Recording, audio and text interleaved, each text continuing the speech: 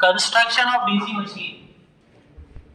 DC machine अगर हमको construct करना है तो डीसी मशीन के अंदर जो पार्ट्स होते हैं वो पार्ट्स कौन कौन से हमने लास्ट क्लास में डिस्कस किए थे। ठीक है, पहला पार्ट है योक। योक मतलब वो पर्टिकुलर सिस्टम होता है जो कि मैग्नेटिक स्ट्रक्चर को होल्ड करके रखता है। ठीक है, उसके बाद दूसरा है मैग्नेटिक फील्ड सिस्टम। मैंने आपको बताया था कि प्रिंसिपल में एक ऐसा सिस्टम चाहिए जो फ्लक्स प्रोड्यूस करे। ठीक है, उस सिस्टम को बोलते हैं मैग्नेटिक फील्ड सिस्टम। उसके चार पार्ट्स होते हैं, पोल, पोल स्लॉट, पोल वाइंडिंग और पोल शूज। इनके बारे में भी अपन पढ़ेंगे। ठीक है, उसके बाद एक होता है आर्मेचर। आर्मेचर मतलब कि आज जो मैंने कॉइल आपको बताया था या कंडक्टर बताया था, उसको जब हम बड़ी मशीन बनाते हैं तो उसको नाम दिया जाता है आर्मेचर का।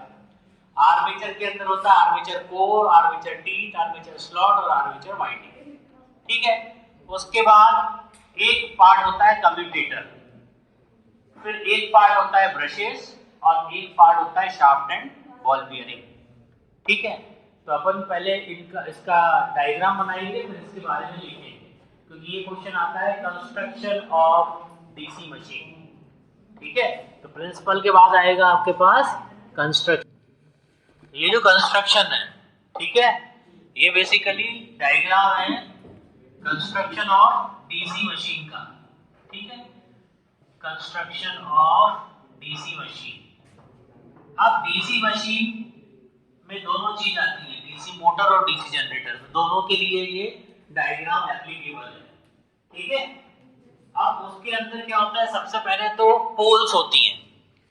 पोल्स जो है वो इसके बारे में लिखा है कि पोल्स होती हैं, पोल के बीच में पोल स्लॉट होते हैं, उसके अंदर पोल वाइंडिंग को रखा जाता है। ठीक है, उसका एक पोल शू होता है। ठीक, यहाँ पर इसको बोलते हैं आर्मेचर कोर। आर्मेचर कोर के अंदर इस तरह का स्ट्रक्चर होता है जिसमें कि एक बीच में स्लॉट होता है, फिर एक टीथ होता है, फिर एक स्लॉट होता है, एक टीथ होता है। ठीक है, और जो स्लॉट होते हैं उसमें कंडक्टर को रखा जाता है। ठीक है, और यहाँ पर आर्मेचर कोर, फिर ब्रशेस होते हैं, कम्यूटेटर होता है। ठीक है, और शाफ्ट एंड बॉल बेयरिंग होता है। ठीक, तो एक एक पार्ट का हम अभी डिस्क्रिप्शन लिखेंगे कि बेसिकली ये जो आर्मेचर कोर है या बॉल वाइंडिंग है ये कैसे वर्क करते हैं। ठीक है, इसको बना लिया आप लोगों ने। So yoke is that part of the DC machine। yoke वो पार्ट होता है DC मशीन का जिसके अंदर हम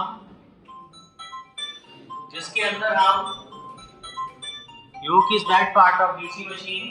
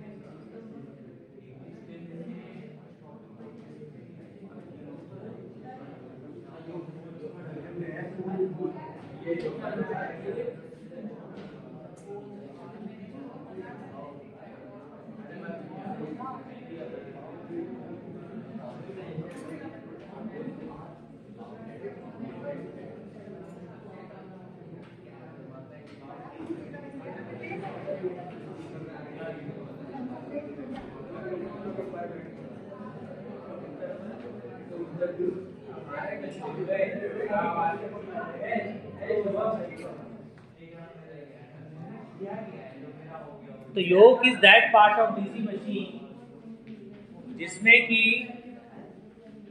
we provide support to the whole structure, और द पोल्स जो होती हैं वो they are mounted on the yoke to produce a magnetic field system. Yoke is made up of cast iron. Yoke किसका बना होता है, कास्ट आयरन। तो जो सेकंड पार्ट होता है वो होता है magnetic field system. Magnetic field system में क्या होता है, इस सिस्टम के अंदर 4 पार्ट्स होते हैं। ठीक है, पोल, देन पोल स्लॉट, पोल वाइंडिंग और पोल शू। जो पोल्स होती हैं वो कास्ट आयरन की बनी होती हैं। इन पोल्स के अंदर पोल स्लॉट होता है। जो पोल वाइंडिंग होती है जो कि कॉपर की बनी होती है, इन स्लॉट्स में हम इनको प्लेस करते हैं। दीज पोल वाइंडिंग्स जो होती हैं इनको हमको बाहर से एनर्जी देना पड़ती है ताकि ये मैग्नेट बने और मैग्नेटिक फ्लक्स प्रोवाइड करे। और ये जो फ्लक्स है, ठीक है, ये फ्लक्स जो नीचे का स्ट्रक्चर मैंने आपको बताया था पोल शू थोड़ा सा और स्ट्रक्चर होता है ताकि पूरा का पूरा फ्लक्स आर्मेचर के पूरी पेरिफेरी मतलब उसकी पूरी परत को कवर कर ले, उसको पूरा कवर कर ले, इसलिए हम पोल शू कवर करते हैं।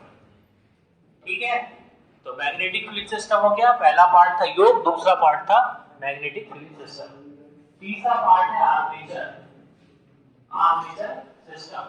ठीक है, इसको नोट कर लिया सभी ने?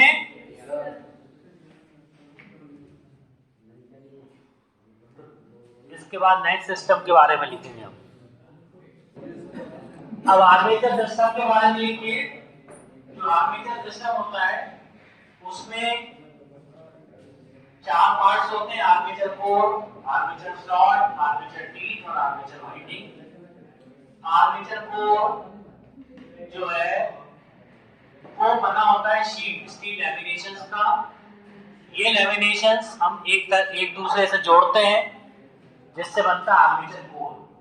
आर्मेचर कोर के अंदर होता है आर्मेचर टीथ और आर्मेचर स्लॉट। तो आर्मेचर स्लॉट को हम लेयर्स में डिवाइड करते हैं जिनको बोलते हैं पैरेलल पाथ, और इन पैरेलल पाथ में रखते हैं आर्मेचर कंडक्टर्स जो कि कॉपर के बने होते हैं। इन आर्मेचर कंडक्टर्स को हम एक साथ ज्वाइन करते हैं जिससे कि क्या बनती है, आर्मेचर वाइंडिंग बनती है। ठीक है, फिर नेक्स्ट पार्ट आता है कम्यूटेटर।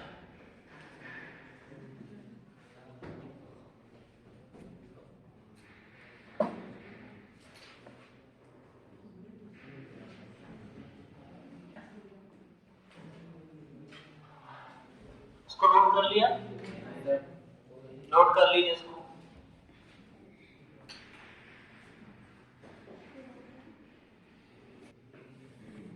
तो फोर्थ पार्ट है आपका कम्यूटेटर।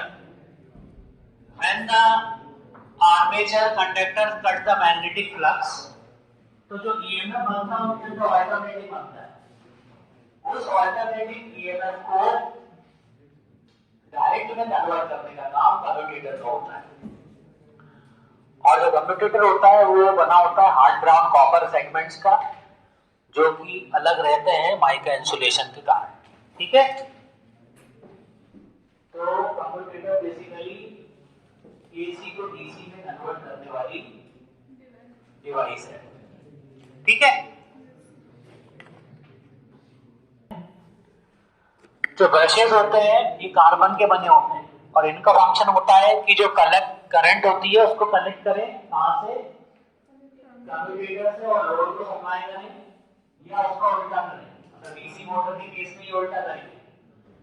और शाफ्ट एंड बॉल बेयरिंग जो होती है इनका फंक्शन होता है कि वो सपोर्ट दें आर्मेचर के कोर को, और बॉल बेयरिंग जो होती है वो स्मूथ रोटेशन ऑफ आर्मेचर के लिए सहायता करती है ताकि वो उसमें वाइब्रेशंस या नॉइज कम से कम हो। ठीक है, तो ये हो गए आपके पार्ट्स ऑफ डीसी मशीन। ठीक है,